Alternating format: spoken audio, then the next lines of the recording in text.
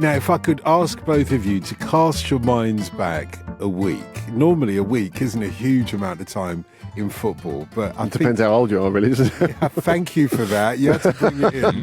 However, I think in this particular week, it's taken us a few days to catch our breaths and recover from what was a perhaps surprising, but nevertheless a scintillating Champions League final. When Inter took on PSG. Who would have known, that result? Did you see it coming, Andy? Well, I don't think anyone did, if we're all being completely honest about it. But I think I'm going to take slight issue with the word in there, because was it a scintillating final, or was it a scintillating final performance by one of the teams? Okay. I think there is a difference.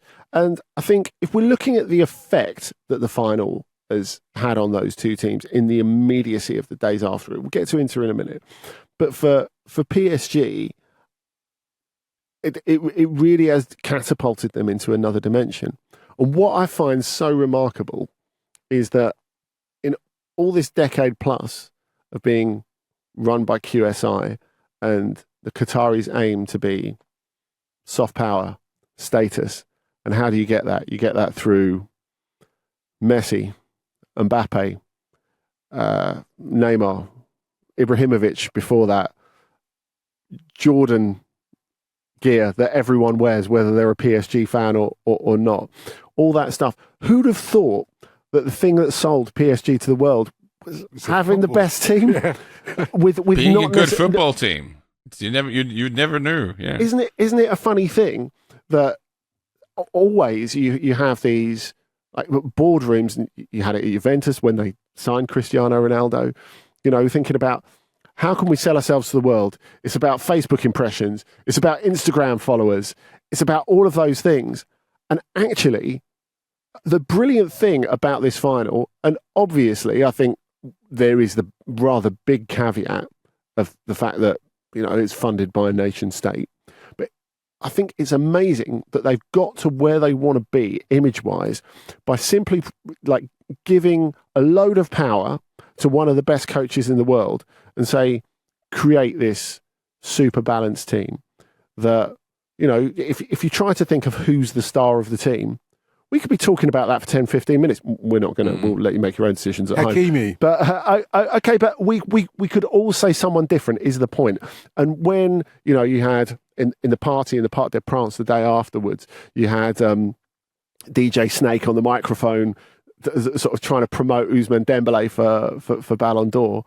They were asking Roberto Martinez after the Germany-Portugal game in Munich, and he's like, I absolutely support Vitinha for the Ballon d'Or. And, there are so many teams. It's really, I can't think of another team since probably Jupp Heynckes' treble-winning team in 2013 with Bayern Munich, where you think the biggest handicap to one of those players winning the Ballon d'Or is the fact that there are so many good players in that team, and they're such a brilliant collective, and it is a collective, that they kind of split the vote. Lars, okay, it may not have been completely scintillating, but arguably then it was a final of two teams, both alike in dignity and all of that Romeo and Juliet stuff. However, I thought by the end of the game they were not both alike in dignity, but I know what you're saying. Very good point. That's a very good point. Just like Romeo and Juliet. But what was the difference for you? I'm thinking particularly difference in age group for one thing here. Yeah. No, we usually, in the English football parlance, we use the phrase it was boys against men, but that's usually used as a negative for the boys. In this case, I felt it was highly energetic, athletic boys against some pretty old men. There's I think people who play Sunday League football will recognize sometimes, if you have a team where most of the guys are of an advanced age, and you come up against a bunch of teenagers who are just zooming around, and you just, oh God, this is unpleasant. Kick them in the shins. Yeah, well, you got to get close enough. You have to get close enough. You couldn't get to the shins in this case. No, there was just so much speed and so much energy, and the stuff that we've talked about with PSG all season. It's remarkable. It's like a team of sprinters. There's not one slow guy in there. Everyone are zooming around, and I'm sure Inter could have played it better. And I have to just kind of declare, I've never quite been able to make out why Inter have gotten so far. I kind of thought they'd get dumped out by Bayern. I thought they'd get dumped out by Barcelona. So they've found ways of getting it done that seem a little irrational to me, and I guess that had to run out at some point. And here they just were nowhere near it. I guess the thing that's worth noting, it's an easy point to make, is that they finally sort of dumped. I say it's an easy point to make because I made it on social media during the game. They've dumped the sort of superstar influencer type player approach and gone to build an actually good team, and it turns out that's more successful. But I guess what's an interesting question to ask is, they are a huge brand internationally, like it or not, and I'm definitely in the not category there. But they are. If you travel around the world, you will see many PSG shirts, more PSG shirts than shirts of much more successful clubs around Europe, I would argue. And part of that is that the whole sort of the guest list, the Kendall Roy's birthday party approach to building a squad, just too much of everything. It has gotten them the attention and the clicks and the impressions that they were probably looking for with the Messi and Ronaldo and not Ronaldo. They actually managed to not do that with the Messi and the Neymar and the Beckham back in the day and the Jordan stuff and all the fashion things. Like, in one sense, it has worked. It just didn't work on the pitch.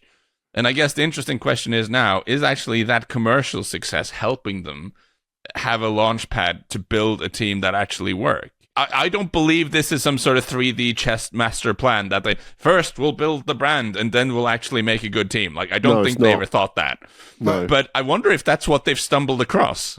If we stay with the football, though, the question now surely is, can they do it again? Will we see them next season and maybe the season after? If you've quite eloquently talked about how they've managed to get to where they are now after a huge process.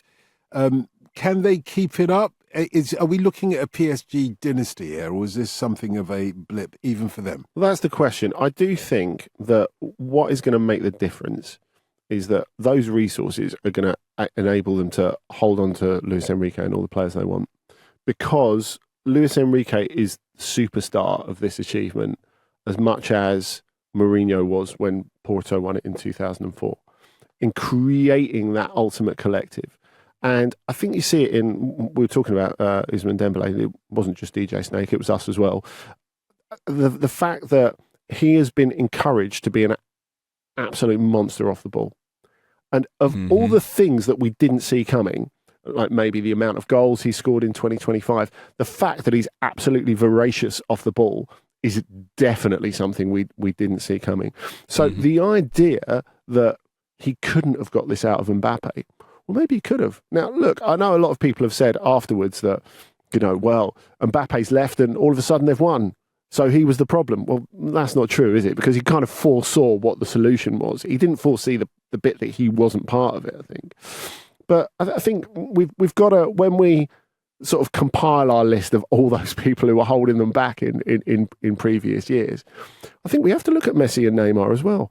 I mean, Messi and Neymar famously turned round when they signed like Vitinha, for example, and were like, can't we get better midfield players than this? Why have you signed this guy?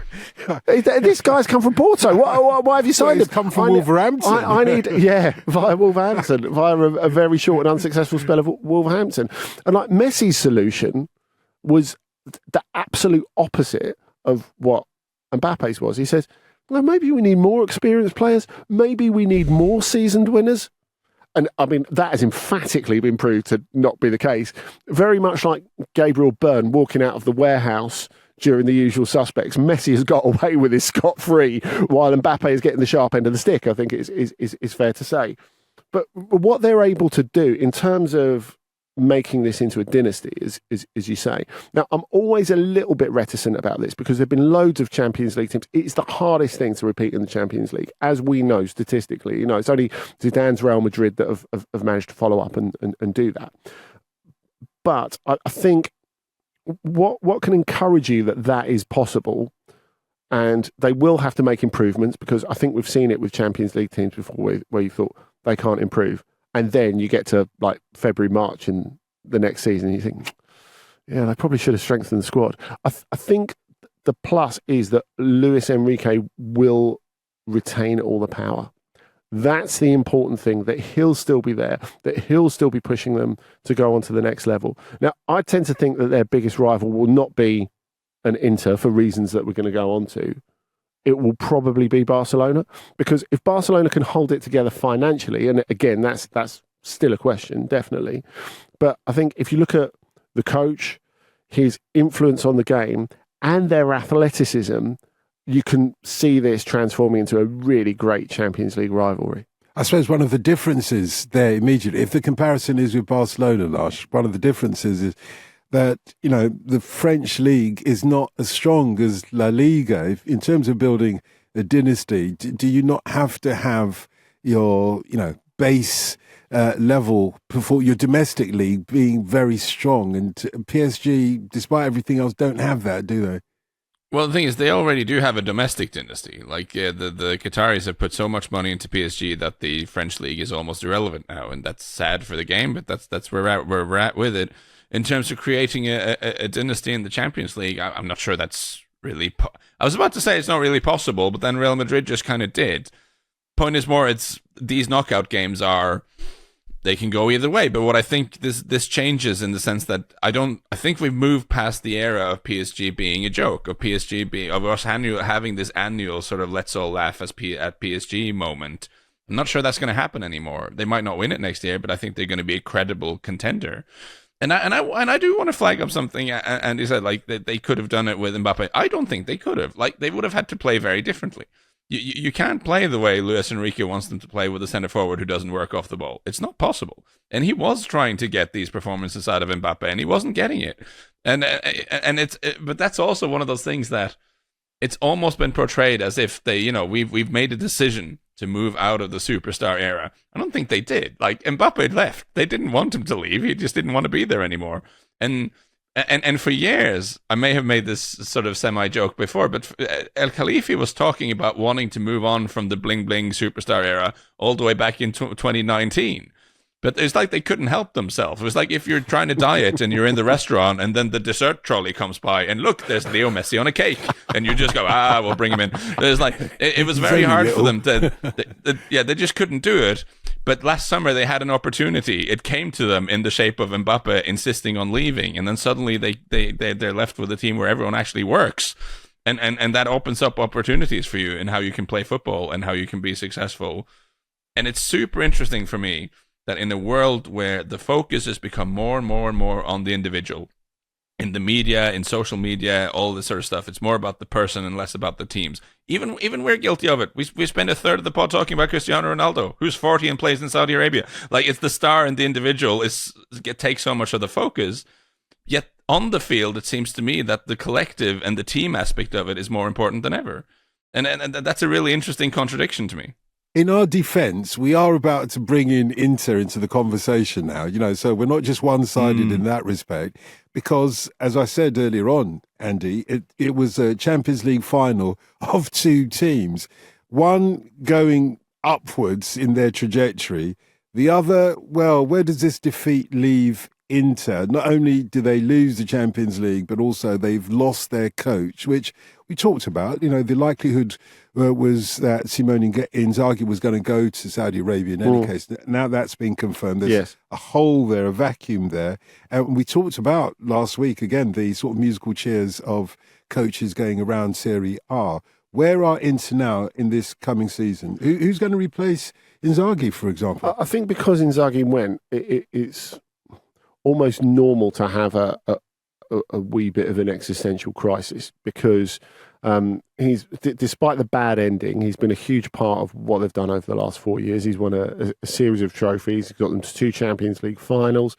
But we talked about it as well before, that this is a rebuilding job from now on. And Beppe Marotta had talked about that before. He said, we need to get younger.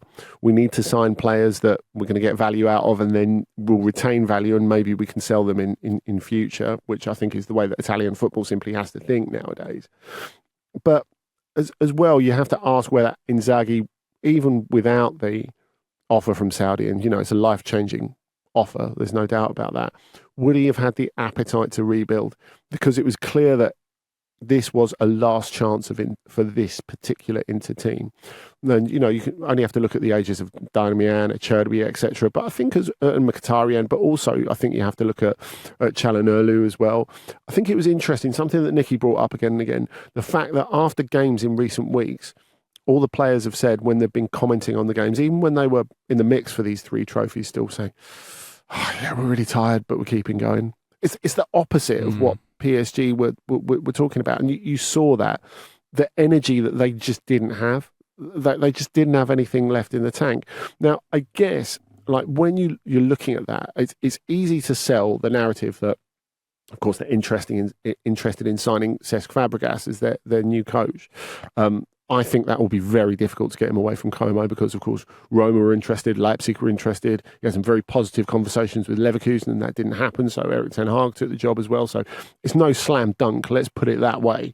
It might yet come to pass. But even though it's easy to say it would be, a new broom and it would be a rebuild under a fresh, exciting young coach, the fact is the Inter coaching search has been massively affected by the fact that Inzaghi has left this week. If their season had stopped, if they'd have gone out of the Champions League earlier and their season had stopped at the end of the Serie A season, their coaching search looks completely different because Inzaghi goes earlier and they are in the mix for all the other coaches. We talked about the coaching musical chairs in Serie A last week. The fact is, loads of the best ones are off the table now.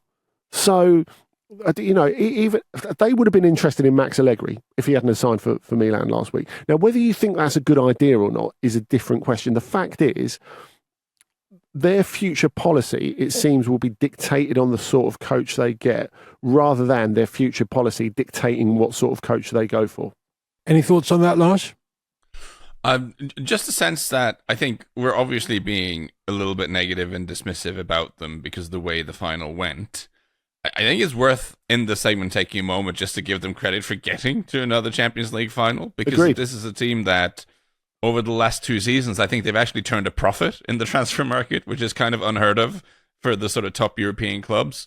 This is a team that's had to work pretty hard to repair some pretty significant economic damage and to get their houses in order whilst trying to put a competitive team on the field. And I have certainly scoffed at, like, you've got like Henrik Mkhitaryan running around there and like if Darmian is there and some of these guys they've had to get extra miles out of.